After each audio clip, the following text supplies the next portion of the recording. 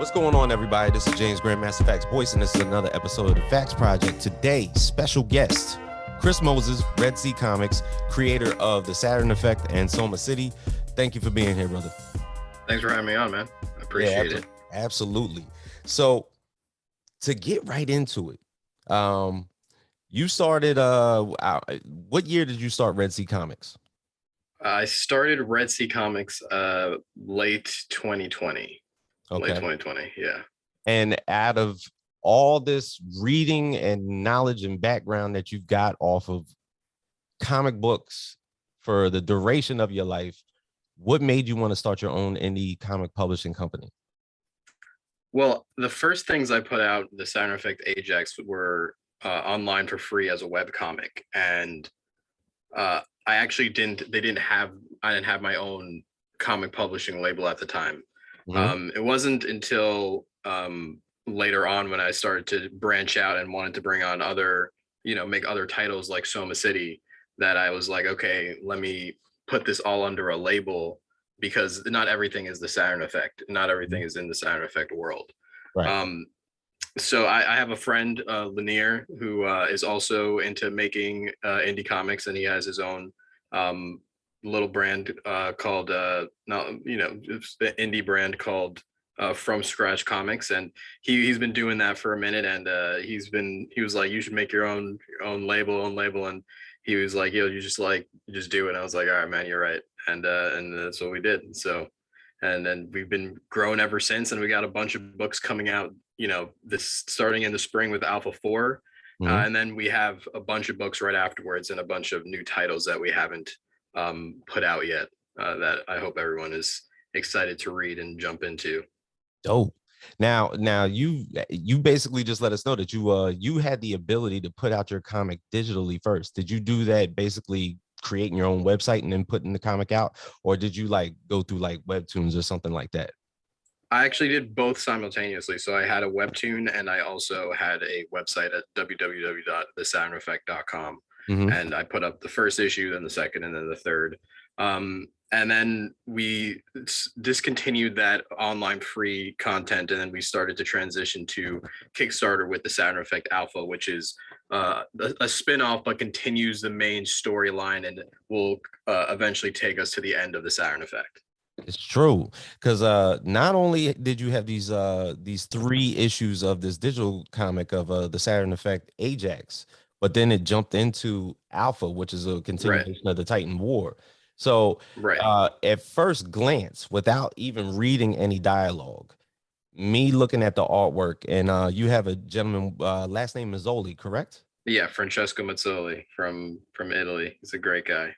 So if I'm looking at the artwork correctly from the Saturn Effect, I'm going to, of course, tell in my head that you are a big anime fan.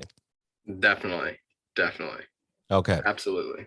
Okay, bet. Because literally, I'm seeing the way that the characters are drawn, and literally the first thing that I'm thinking of is the way that the characters are drawn was Silverhawk's old school cartoon TV show that I watched as a kid, and the facial expressions. Hunter x Hunter. I love Hunter x Hunter. It's great. It's an awesome show, awesome anime, awesome manga. Mazzoli is very heavily influenced by Sean Gordon Murphy and Matteo Scalera, who are both obviously have they're influenced by manga, and also Mazzoli is very heavily influenced by manga.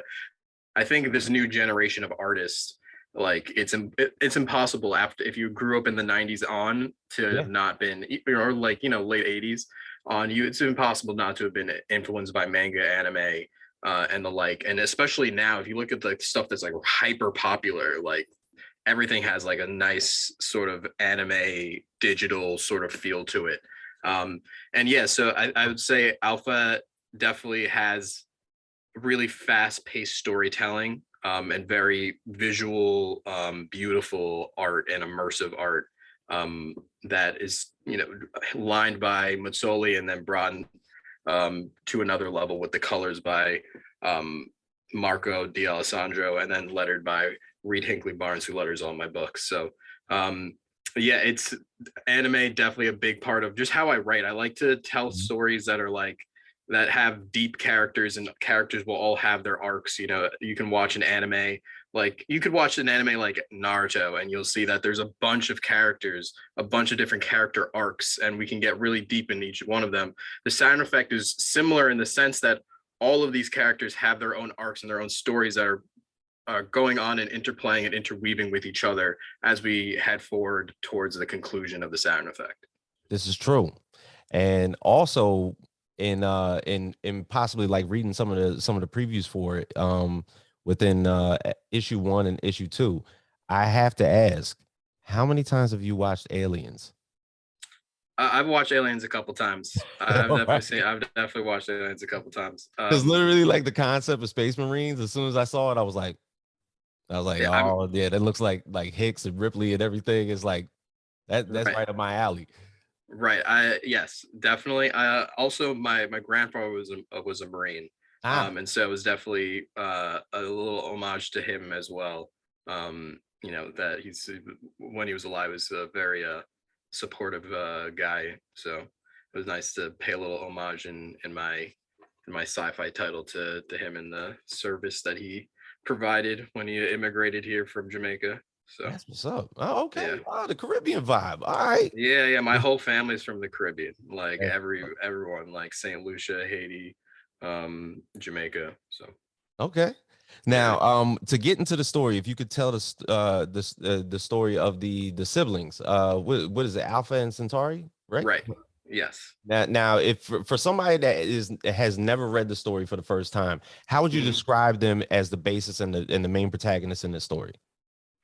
So they're our stellar siblings, Alpha and Centauri. Alpha is a fun-loving, smart, quick-thinking, but kind of goofy, and still trying to get his, find his own and really grow into his leadership role. But is very into teamwork and into family and togetherness and friendship, and that's his whole thing.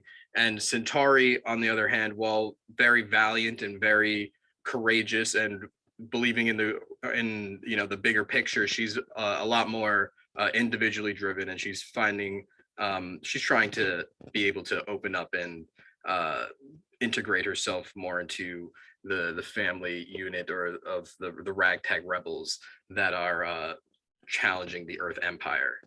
Nice. Now, in the transition from Ajax to Alpha, and then of course, the aforementioned Helena. Am I saying that correctly? Yeah. Yes. Now, now describe the Titan War. It's basically brought to us the way you've written it through three different point of views as it's going to carry forth. Correct. Why did you intersectionally do that in that manner? Well, I wanted to. So there's a few reasons for it. So I wanted Okay. to tell a story a little bit differently. I wanted to do multiple sort of narratives and sort of go into a character and give them their own sort of shine in one moment, and then being able to go somewhere else with another character and let them do their thing, and then bring it all together. Which if people that will be very happy that it was supported our last Kickstarter when that goes out, hopefully digitally at the end of this month, um, with Alpha 3, when it all starts to come together from all these different books as they all collide in this one story. Um, but I wanted to tell this immersive story. I wanted to tell it differently. And Mhm. then there was also a business motivation behind it as well.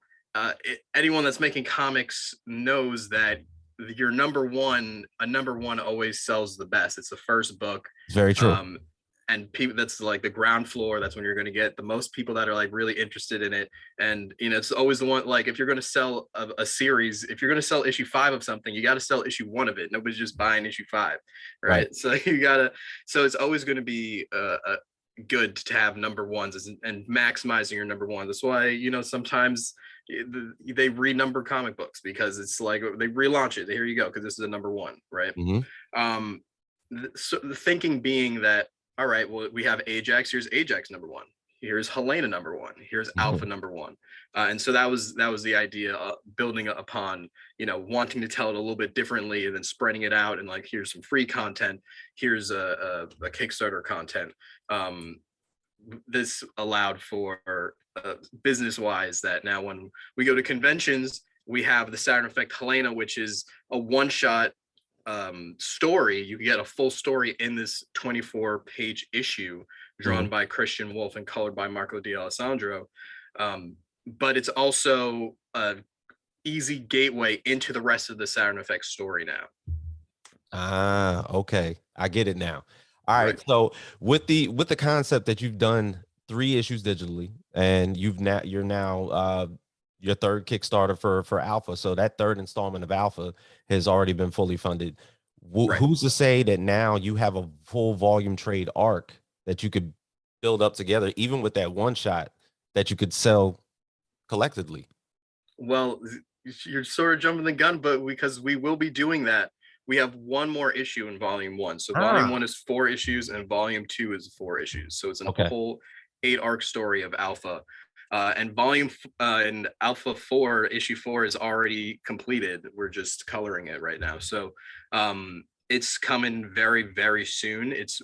Will be this spring, probably kickstarting sometime in we'll say late April, May. Don't hold me to that, but it'll probably be around then. Okay. And yeah, and then at some point we'll collect it into a trade. But issue 4 is coming, and it's a whopping 50 pages, a double stuffed extra long issue. And it's told exactly how I would want to tell a story. I hate when things have huge buildups and then make you come for another issue. No, Right. you motherfuckers, you're gonna get everything in this one. It's amazing. You're gonna love it. Pure, just sci-fi greatness up into a great conclusion, an insane climax. That's been 2 years in the making, you know. So, and this is the end of volume one. So, and it's the midpoint of our story. So, I hope Wow. everyone is looking forward to that. So now you're saying that basically it's the midpoint of the story. How much of the Saturn Effect is completely written, and how many volumes could this actually be? So the Saturn Effect has been finished for a while. Okay. So I'm the type I'm a type of writer that gets like really into their project and like bangs out all the scripts as fast as I can. Okay. To maybe the detriment of my social life and my physical health, but Oh, I mean it just but you know that's just how it is. That's how it is sometimes. yeah. But you just got to for the craft for you know if you have something to express you just got to get it down. Nobody's going to write it for you. You got to do it. So I got it all done. I think I finished. That was probably last year. Around January or February I finished Alpha 8. And Gotcha. that's the last one. So there's 2 volumes of the Saturn Effect. And you know, maybe there's more to come afterwards, but that's a long ways away. But yeah, I mean, this is just goes to show you how long the comic book process takes. You know, Of course. writing a script takes a long time. Drawing a script takes even longer. You know, so it's good if you are a writer that you get ahead of it. You know, because also all the crazy shit, all the cool shit you see in a comic, all the cool references, it was planned. You have to get ahead Right. of it. You know, you have to get it down and you have to write it so that you can go back and make it better. So I wrote all that a long time ago, but that doesn't mean I still don't touch up the scripts. I was literally just touching up Alpha 6. We're currently drawing, or Mazzoli's currently drawing Alpha 5, and should be done with that at any day now because that man is a machine. Mm. And you know, it takes some time to get to the finish line, and as a writer you're going to always be a lot faster than your artist, Yeah. unless you have some godly artist that's insanely fast and you're slow as shit. Uh-huh. Because because those the only thing that's the only way. So I mean, if that's the case, then write faster, buddy. But Yeah. whoever's listening to this, um but yeah, it's usually your artist is going to be way behind you, and you know that's totally okay. That's just how it is. Their process takes a lot longer than yours does, Mm-hmm. and you got to keep yourself busy in other ways. But it's important to get that out and get ahead of it because it'll make your product that much better for it. Dope. Now, would you say that has there ever been opportunities where your artist has created the panels for you and has caused you to rewrite your script?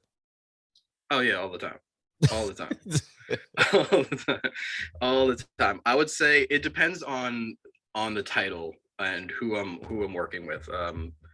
Generally, because for most comic scripts, my comic scripts are very standard, traditional. But something like the Saturn Effect has a more it was written as a screenplay, so Oh, Matsoli has a lot more freedom with how the pages are dictated and um sort of laid out, and so that can lead to him having some crazy ideas. And I'm also very flexible. Like the whole thing with what I want to do is, yeah, it's my stuff, like the world that I wrote, but I want them to have fun with it. It's not like I don't want them to think this is like the worst job ever. It's like this is the project that we're working on and that we both have to believe in, and it has to be fun for both of us. right. So they have an idea and they have something cool they want to do. It's like, can we do this? I'm like, hell yeah, like why not? Why can't we do this? um One example is after I'd written Alpha One, which I did write as a one shot before writing the last 7 issues. Matsoli asked me, he drew a couple sketches, and he was like, I want a character like this in it, and I want a character like this in it. And those two characters ended up becoming Zex and Fauna, which have a huge, who are the main story antagonists in Alpha 2 and for the rest of the Saturn Effect. So it's the story, like my writing is flexible, just like how their art and art styles are flexible around my scripts. That's part of the collaboration. It's like we make something together, we make this awesome product together. And yeah, so that leads to, sometimes the script's a little different, like than the final product, and I have to rewrite some dialogue, and that's totally fine because that takes whatever time for me to do, when that page or pages took days, weeks to get done. And that's totally fine. But it also depends on the artist though, because there's some other projects where that I have that will be coming out to TBD, Mm-hmm. with Scout Comics, Oh, called Control Plus Z, um, TBD, when that'll be released. But I had that project is with Ricardo Secchi and Marcos Martins, and also Rita Hinckley Barnes on lettering. And that for that script, Ricardo, his style is so like specific and so like detailed and takes so much time and effort. right.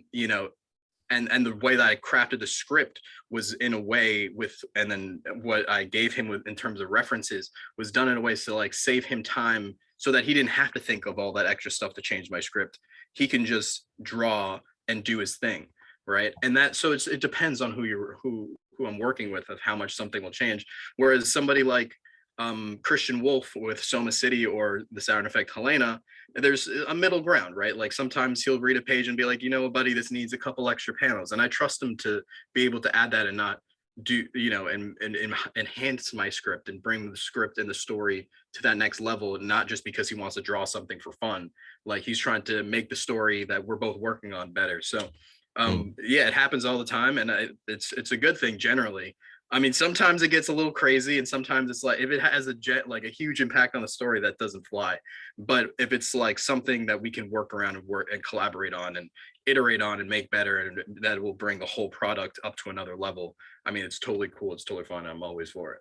So how would you say, how detail oriented do you have to be in your writing to write a sci-fi comic?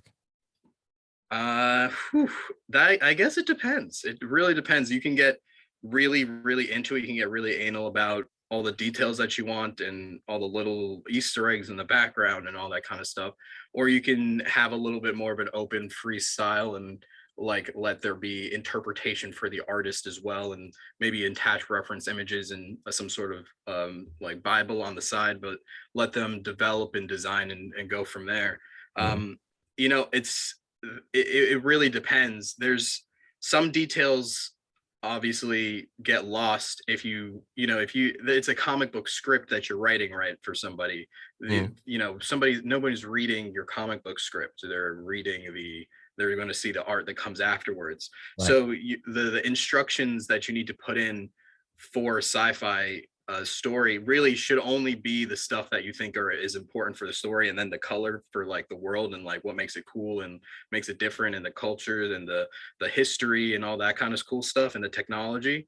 But a lot of that stuff is going to be, you know, added and by the artist, because that's part of their vision from what that script that you're giving them. um so it depends. It depends would be my answer on that one. Right. You don't have to get too crazy though. It's not like it, like I said, it's nobody's else is reading your comic book script. So usually generally you want to save your flowery like colorful details for a voiceover, and not really put it in your instructions. And Got you. maybe that'll be a way for your artist to find ways to color and flesh out and you know, make your world come out more unique and more deep or whatever. But yeah, I mean, yeah, that's generally what I'd say to that. Okay, so then I'll just piggyback off of what you said. Right. How important is the colorist in a sci-fi comic? I mean, the colorist is so important. It's the more I do it, and the more comics that I have that we'll be working on. So Red Sea Comics, I have a Discord, and so we're all in there and we're all posting stuff, and so we're seeing all these projects come to life and come together at the same time, or you know, staggered, obviously. Right. And it seeing the comic go from these different phases all the way up to its final phase of when it's lined and colored and lettered. It's such a crazy experience of how each layer takes it to the next step, takes it to that next plateau of like, okay, this thing is crazy, like, and then eventually coming to this beautiful Yeah. collaboration between all these people. So the colorist is super important. I mean, the colorist is they really sell a lot of mood, and there's so much storytelling that comes through just with that. One example is in the Saturn Effect Helena. Being able to tell which character is which is such a Hmm. huge is such an important factor. If you just saw the black and whites, you'd be like, I have no idea. But that's because the way that you can tell is by how they're colored. So it's they're huge. The colors is probably is no less that important than the the the line artist. The interesting thing about coloring being like they're indispensable, but you can have a color that just not doesn't work for a certain project. So it's also very important to know that, you know, the colorists, your colors can change because sometimes some colorists instincts are better for a certain work. Ah, um okay. and so it's important to like, so the question is, are colorists like in like the most important in the sense that you should never change them if something, if you find one that maybe works for an artist better. Mhm. I wouldn't say that, but their role in the actual creation and production of the comic and bring it to the next level, and the readability and the legibility and understanding what's going on in the storytelling, they're invaluable. They're a must in the process, unless the art is made to be black and white, Ah, like the stuff for Breakneck. it's very true, and we gonna get into that. But I wonder, you put out a story, Soma City, number one, and I gotta think, during the pandemic, what was going through your head to come up with a contact tracer, which is basically like a police sanctioned bounty hunter, Mm, revolving around this grimy and corrupt city that you created in Soma City. What happened right. there? Well, okay. Well, I'm from New York.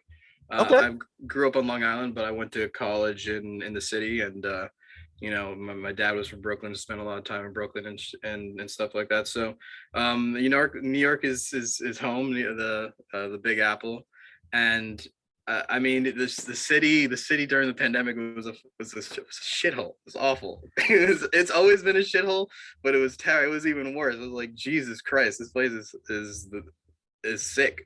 But more than that, I mean, Soma City is like so Soma City is set in a world where people are anthropomorphized microbes. So think Black Sad meets Osmosis Jones.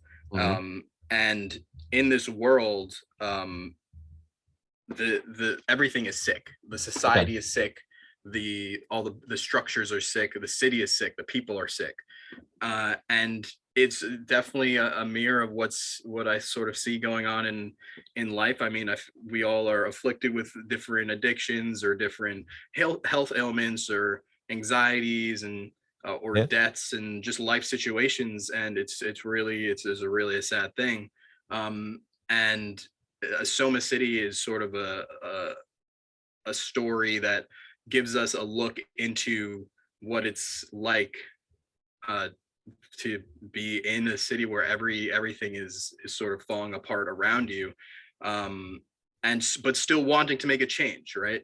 right, And that's the important part of Denton Dials is he's somebody that grew up on the wrong side of the law, you know, and he still found his way back to being part of society and being part of the policing unit as a contact tracer and right. trying to make things right through the ways that he can, you know, through the ways that he can't through and make changes, effective changes to towards the city. So it definitely had some influence on the from the pandemic, but I didn't want to tell a story about COVID and being Right. in a pandemic. I wanted to tell a story that sort of like had some things going on with our times, and it's like, okay, yeah, well, you know, we can all sort of understand what's going on, you know, and I think if you're one of the working class, you really enjoy Denton Dials, and you hopefully resonates with um, anyone reading, because I mean, this is sort of me channeling hopefully what we're all sort of feeling, which is, you know, like there's something going on with society, with people, and it's something that we need to address and sort of work towards, you know, remedying. Yeah, that's the Definitely. word. Definitely. And when I first like basically like read Mhm. the summary from the script before I actually like read the preview, I was thinking of like I remember that dystopian future story, Repo Man. Repo Man. I don't think I've heard of Repo Man. Yeah, Repo Man was Mhm. Jude Law and Forrest Whitaker as Okay. well, they were basically you wouldn't describe them as repo men where they basically are repossessing a car. It's Okay. the world loans out body parts, and if you fall back Okay. on your payments, they come and take your that body part back. Oh, that's a cool concept. Right. So I was like, I was thinking of this as like, and especially the fact that it was a contact tracer. Mhm. You know, like it that I never even heard of a contact tracer until the pandemic.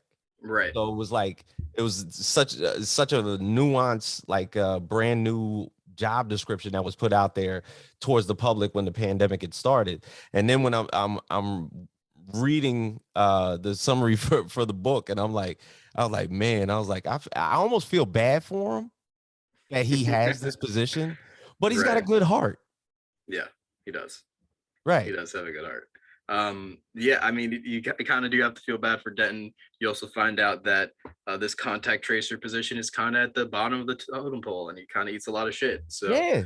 and he's got to deal with it. And I mean, that's just how it is, and he's got to figure it out.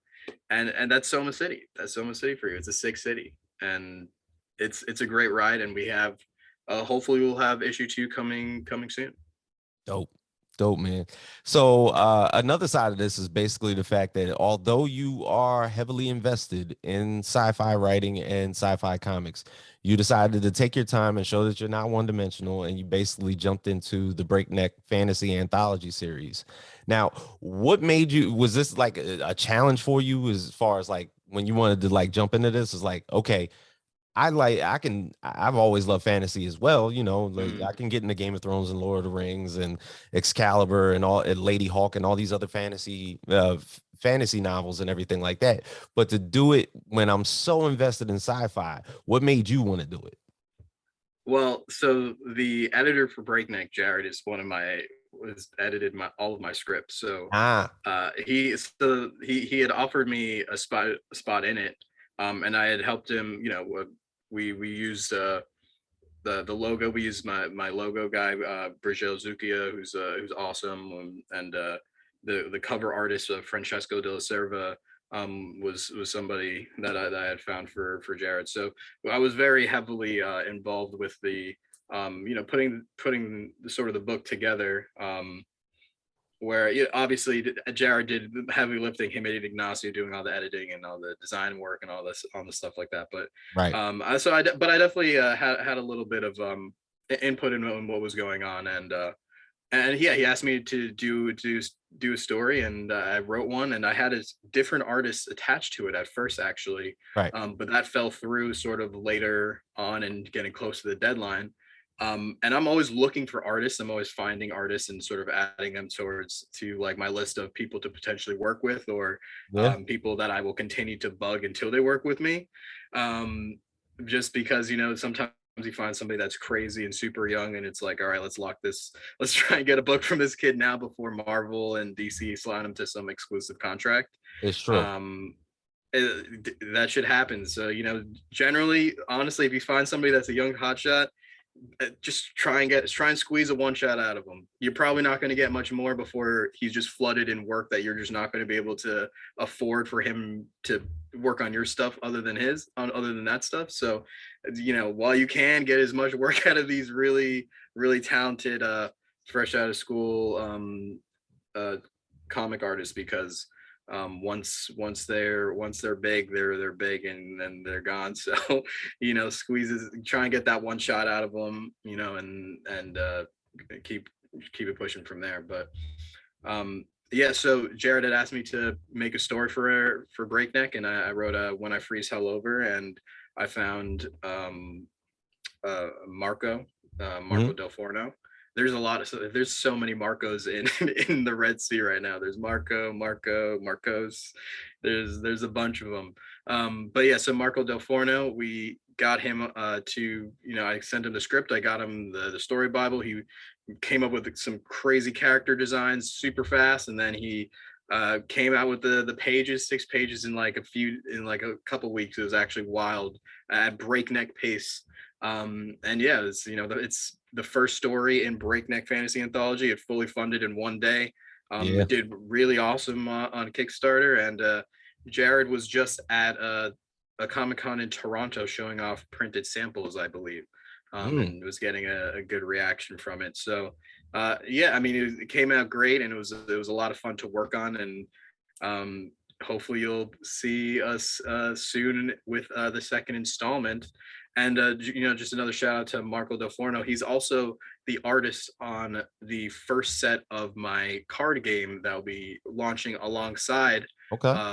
the Saturn Effect Alpha #4 as an add-on called Red Sea Legends. And it's a 3v3, 3 card versus 3 card game that's easy, accessible, and affordable. And we'll be having a common variation and a more fancy holographic Kickstarter and comic convention exclusive foil variant for everyone to pick up. And also we should be having some tutorials and some gameplay matches coming soon. That's what's up. See, I ain't noticed. I ain't know you were a tabletop guy. I like card games. I'm a big card game guy. I love card games. I play a lot of Yu-Gi-Oh when I was younger. Have a ton of stories from that. I played a lot of I played a decent amount of Magic. I wouldn't say I play a lot of Magic. Played Mhm. a disgusting amount of Hearthstone. And then I'm also really into, there's other card games too, but I'm also really into auto battlers, which are, I would consider, and a lot of people consider, a variation of a card game. So I played a Mhm. lot of the original auto battler, auto chess, and I play TFT, and I'm generally relatively, I won't say I'm like a challenger, like 0.001% in these games, but usually I Okay. get to a relatively high level. And I think that allowed me to gives me a view of the game from like not the pinnacle at the very top, but not at the very bottom, and sort of being able to see consumers like expectations and balancing sort of competitive integrity with fun, which I think is something that a lot of card games, or just games in general that are trying to be competitive, sort of lose out on. Where when in the search or the goal of trying to get a competitive game, a balanced game, a lot of the time the fun is sort of drained out of it or is lost. One example is like, what's everyone's favorite Call of Duty game? I mean, almost everyone's gonna say Modern Warfare 2. That game Mhm. was dumb broken, but it was fun.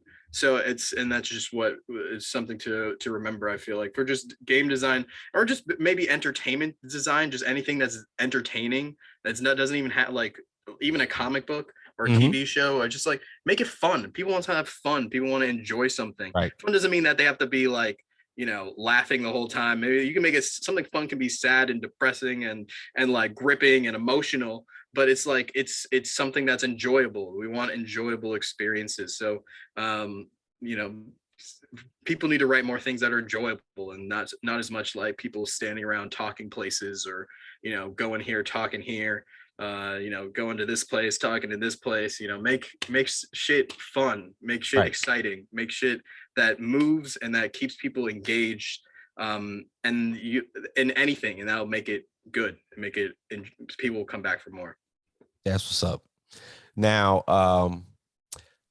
I saw something recently that you had posted. So a little bit of history, little hip hop history. So a long time ago, Nipsey Hussle put out a mixtape that was that he only put out through his website, and he put that mixtape out for $100, $100 a mixtape. Damn. And he didn't want to shortchange himself. And he basically said, I believe in my art so good that the only way you're going to get this music is $100, either per stream, per download, because back then there was downloads, or per CD. Mhm. So I looked at something that you posted recently, and um, you put a call out to the indie comic community, basically saying that you know you shouldn't undercharge for your comics. Like Right. there's a lot of indie comic creators out there that are undercharging for their art. Now, why did you feel the need to say that? Are you seeing bad examples of people completely undercharging for their artwork that they're putting out, and being that it's quality work that they're selling themselves short?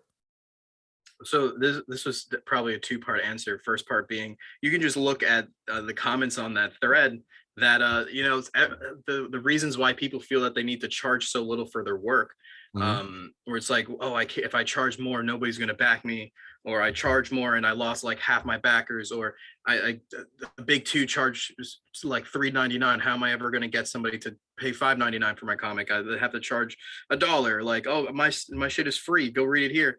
And it's like, come where you're never going to be able to, it's not going to be sustainable that way. And I understand wanting to have reads, right? And this is also not saying that you can put out garbage and people are going to just pay whatever, but it means that you, like, if you have a quality product, you can charge what you charge for it. Like, put a little something on it. Like, it's and not something exorbitant, but you have to like make your money back. You can't be taking losses just on even making the comic book. If you're printing 100 books and you're making if you lose on every book, or you put it for 500 and you lose on every book, like you're gonna only be able to make that one book. You'll never be able to make another book, and there's no like financially it just doesn't make sense. Comic books don't ever really make sense, but like eventually, if you're doing it right, you should hopefully make your money back, right? If you're doing True. the Kickstarter crowdfunding sort of way of doing it, and going to conventions and printing out stock, and having your own online store, and the like, you'll eventually sell your products and have to restock, and you'll continue to make a little bit of profit if you charge for that, that you make some sort of profit. You can't be running on in the red the whole entire time, or your business is going to last less than a year. So that's one thing. There are people, and it's don't overcharge, obviously, but Right. it does mean that you shouldn't charge. You're not going to be able to charge $3, like, and then continue to, especially with inflation, gas prices. Like, it's just not feasible, right? Mm-hmm. And it definitely, the thing is, consumers will pay for things that they think are worth it. If something, people will pay like $50 for a tool that cuts their vegetables because they're too lazy to do it because they think it's useful, right? But like, a knife, like they have a knife and they can do it, they can chop it for free, but they'll pay $50 for, or even more, for some machine or some gadget to do that, because Yep. they see that there's worth and value in it. So you need to put something out there that has worth and value, but that doesn't mean then to completely undersell that worth and value. Like, you want to sell it and it has value. You gave it value by putting in your labor, other people's labor, your time. And so you want to like sort of make at least enough back that you can print the stuff and ship it. Like some people lose before they even get to shipping. It's like ridiculous. And if you don't want any of that, just charge digital, because then it's all profit. You don't have to, there's no, like, you know what I mean? So, and like I said, eventually you'll make it. Another part of that is people undersell their services too. And that was another thing that I tweeted too. And the problem with that is people charge, like, you know, write a comic book page for $10. And then when people, you know, other people that take their work a little bit more seriously and their time more seriously start to bid for, you know, freelance jobs, it's like their clients have this warped idea of like how things are done and how much things cost and how much, like, you're sort of hurting other creators by completely underselling yourself. It's like, you know, your time, like just the time to think of your script takes time and hours, right? And deserves to be paid this much. And you're like, oh, I'll just do all this brainstorming for free. It's like, what are you talking about? Like, your brainstorming is like have like 90% of the writing. So or it's like, I'll write this page for 10 bucks, but it's like, that's not how you should market yourself. It's like, okay, you'll get hired, but like you're hurting other writers and other creators and other artists when you're underselling yourself, because it gives these clients these ridiculous ideas of like, and expectations for ridiculously low prices.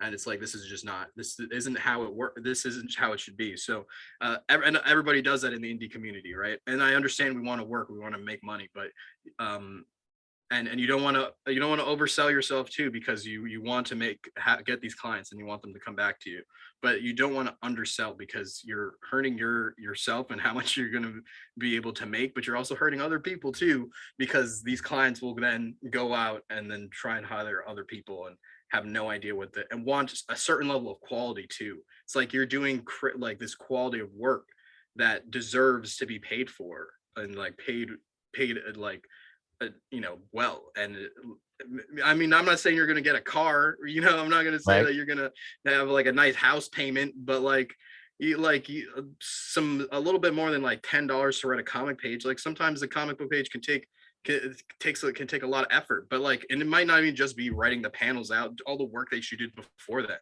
like to even get to that point. So that's I'm a little animated now. I would say those are the reasons why that I tweeted those things. Just wanted, it's like, yeah, people, we gotta value ourselves, take pride in your work, take pride in the stuff that you've made, and take pride in your investment in yourself that you've done by making this comic book product. It's an investment in your future and in your career, right? So and in the future, when you look back, if you make it, if any of us make it, we'll look back and be like, damn, it started with that project, and then the second project and the third project, because also it's not going to be one project, right? So you can't undersell yourself, because you're going to have to do it again. It's like, not a lot of people only have one project under their belt before they make it to Marvel, you know, like, or have no experience in comics, like, you know, especially this generation of indie comic creators. Once they get into like 10 years from now, 15 years from now, 20 years from now, when we look back at where they started, most of them are going to have insane indie libraries that they had before they got there, and then continue to build on as they were working in the big two. It's true. Going on. It's true, because you're seeing that now with a lot of people that are working within the big two. And when Substack came online, they got snatched up. And what are they doing? They're creating their own indie labels through their own indie publishers. They basically, it's not that they're backtracking, it's something that they've always wanted to do. They wanted to create their own characters, they wanted to create their own stories and put them out and get paid for them. So it was like, do I work for Marvel where I'm under contract and I got to put out like 17 stories in 1 month? Or do I require myself to work at the pace that I love to work in, and that way I can create a definitive story that I'm putting out myself, right? That you own. Yeah, you know what I'm saying? Which is a big thing. Definitely. Like, owning it is like probably, because at the end of the day, like, your big payoff in comics isn't probably going to be from your sales. It'll be from, you know, that movie studio or that TV studio option Adaptation. So exactly. Yep. bro. It was great talking to you. If you could let everybody know exactly where they can find your books as far as Saturn Effect, Soma City. Where can they get any Red Sea Comics imprints? Well, that's easy at www.redseacomics.com. You can find digital prints for all digital copies for all of that. And if you want physical, either find me at a convention or be ready to back in late spring Alpha 4. Dope, man. Bro, it was excellent having you. So I Thanks for appreciate you having me on, joining man. me. Yeah, man, this was great. So from James Grandmaster Facts Boyce, Chris Moses for Red Sea Comics, we are out.